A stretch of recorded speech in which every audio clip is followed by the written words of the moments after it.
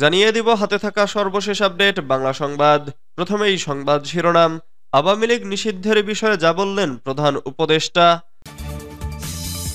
এরপর জানিয়ে দিব নতুন মামলায় গ্রেফতার সালমান ও আনিসুল সহ ৬। এদিকে জিয়া চ্যারিটেবল ট্রাস্ট মামলায় খালেদা জিয়ার খালাসের রায় বহাল।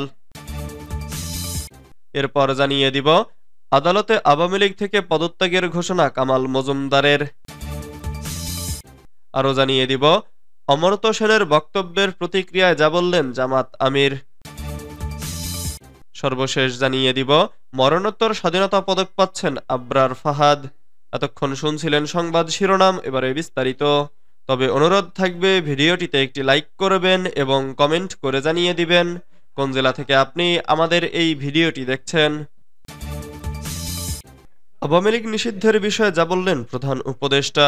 আওয়ামী লীগ নিষিদ্ধ হবে কিনা বা নির্বাচনে অংশ নেবে কিনা এমন প্রশ্নের জবাবে অন্তর্বর্তীকালীন সরকারের প্রধান উপদেষ্টা অধ্যাপক ডক্টর মোহাম্মদ ইউনূস বলেছেন, ওই যে ঐকমত্য, আমরা বরাবরই ফিরে যাচ্ছি ঐকমত্যে।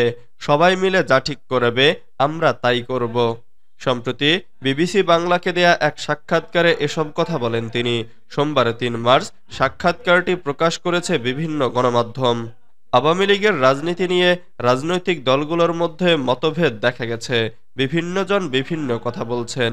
এটা নিয়ে আপনার অবস্থানটা কি, এমন প্রশ্নের জবাবে প্রধান উপদেষ্টা বলেন, ওই যে ঐকমত্য, আমরা বারবারই ফিরে যাচ্ছি ঐকমত্যে।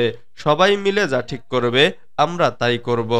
আওয়ামী লীগ নিষিদ্ধ হবে কিনা বা রাজনীতি করবে কিনা, নির্বাচনে অংশ নেবে কিনা এমন প্রশ্নের উত্তরে তিনি আরো বলেন, আমি এত ডিটেলসে যাচ্ছি না।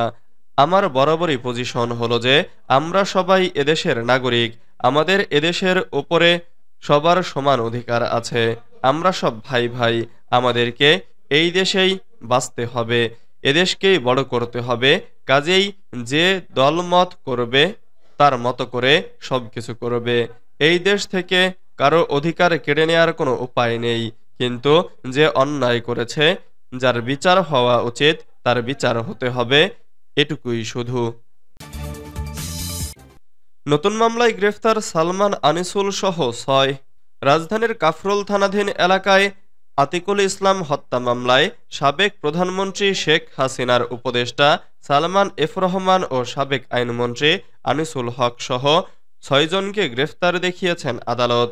এ মামলায় গ্রেফতার দেখানো বাকিরা হলেন সাবেক খাদ্যমন্ত্রী কামরুল ইসলাম, সাবেক শিল্প প্রতিমন্ত্রী কামাল আহমেদ মজুমদার ও সাবেক আইজিপি চৌধুরী আবদুল্লাহ আল মামুন ও একেএম শহীদুল হক।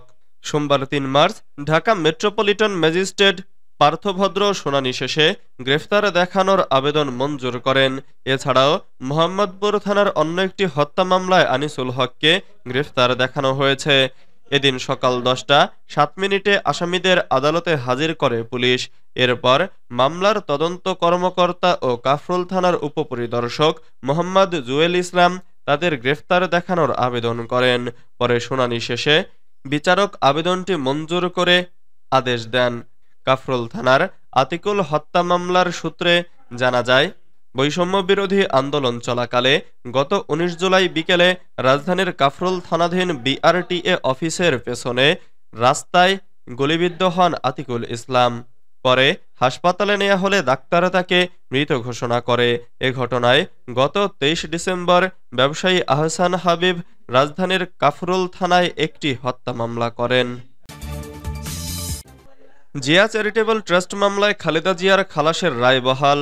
জিয়া চ্যারিটেবল ট্রাস্ট মামলায় বিএনপি চেয়ারপারসন বেগম খালেদা জিয়াকে খালাস দিয়েছেন আপিল বিভাগ। সোমবার সকালে বিচারপতি মোহাম্মদ আশফাকুল ইসলামের নেতৃত্বাধীন আপিল বিভাগ এ আদেশ দেন।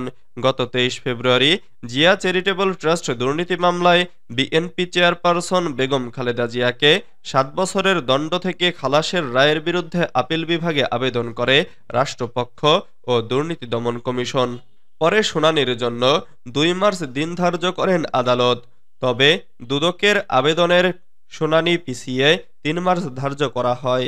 এর আগে গত ২৭ নভেম্বর এই মামলায় ৭ বছরের দণ্ড থেকে বেগম জিয়াকে খালাস দেন হাইকোর্ট। উল্লেখ্য, 2018 সালের অক্টোবরে জিয়া চ্যারিটেবল ট্রাস্ট দুর্নীতি মামলায় বেগম খালেদা জিয়াকে 7 বছরের সশ্রম কারাদণ্ড দেন আদালত। পাশাপাশি অপর 3 আসামিকে একই মেয়াদে কারাদণ্ড প্রদান করেন আদালত। এছাড়া প্রত্যেককে 10 লাখ টাকা জরিমানা ও ট্রাস্টের নামে কেনা কাকরাইলে 42 কাঠা জমি বাজেয়াপ্ত করে রাষ্ট্রের অনুকূলে নেয়ারও আদেশ দেয়া হয়। পরে এই রায়ের বিরুদ্ধে আপিল করেন বেগম খালেদা জিয়া। আদালতে আওয়ামী লীগ থেকে পদত্যাগের ঘোষণা কামাল মজুমদারের। আদালতের কাঠগড়ায় দাঁড়িয়ে কান্নাজড়িত কণ্ঠে সাবেক শিল্প প্রতিমন্ত্রী কামাল আহমেদ মজুমদার ঘোষণা দিয়েছেন তিনি আর আওয়ামী লীগের রাজনীতি করবেন না। সোমবার 3 মার্চ সকাল 10টার দিকে কাফরুল থানার হত্যা মামলায় গ্রেফতার দেখানোর জন্য তাকে ঢাকার চিফ মেট্রোপলিটন ম্যাজিস্ট্রেট আদালতে তোলা হয়। এরপর সকাল 10টা 7 মিনিটে বিচারক এজলাসে আসেন। এরপর বিচারকের উদ্দেশ্যে কান্নাজড়িত কণ্ঠে কামাল আহমেদ মজুমদার বলেন, আমার 76 বছর বয়স, আমি ডায়াবেটিসের রোগী, চোখের 70% নষ্ট হয়ে গেছে, আমার পরিবারের সম্পর্কে কোনো খোঁজ খবর নিতে পারছি না, তাদের সঙ্গে দেখা করতে দেওয়া হচ্ছে না, আমি মৃত্যুর আগ পর্যন্ত আর আওয়ামী লীগের রাজনীতি করব না, আমি আওয়ামী লীগের কোনো পদে নেই, প্রাথমিক সদস্য পদ থেকেও পদত্যাগ করলাম। অমর্ত্য সেনের বক্তব্যের প্রতিক্রিয়ায় যা বললেন জামাতের আমির। বাংলাদেশের চলমান পরিস্থিতি নিয়ে ভারতীয় গণমাধ্যম প্রেস ট্রাস্ট অব ইন্ডিয়াকে একটি সাক্ষাৎকার দিয়েছেন ভারতের নোবেল বিজয়ী অর্থনীতিবিদ অমর্ত্য সেন। ওই সাক্ষাৎকারে অমর্ত্য সেন বাংলাদেশের অভ্যন্তরীণ নানা বিষয় নিয়ে কথা বলেছেন। জানিয়ে সামাজিক মাধ্যম সহ বিভিন্ন মহলে চলছে ব্যাপক আলোচনা সমালোচনা।